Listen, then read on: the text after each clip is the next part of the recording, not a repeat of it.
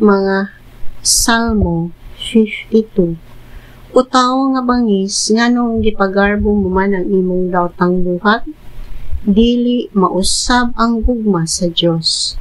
Naglaraw ka sa paghimog kadaot sa uban, ang imong dila sama sa hait nga labaha.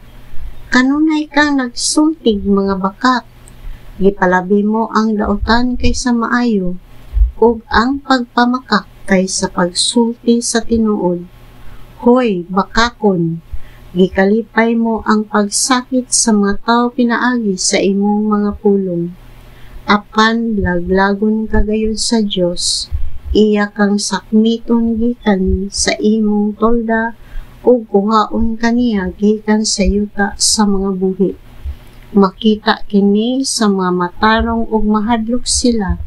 Unya kataw-an kanila ug moingon sila, tan-awa, ang tao nga wala musalig sa Dios alang sa iyang kasiguruhan, kundili sa iya hinuong kadato o diha sa iyang kabahandianon.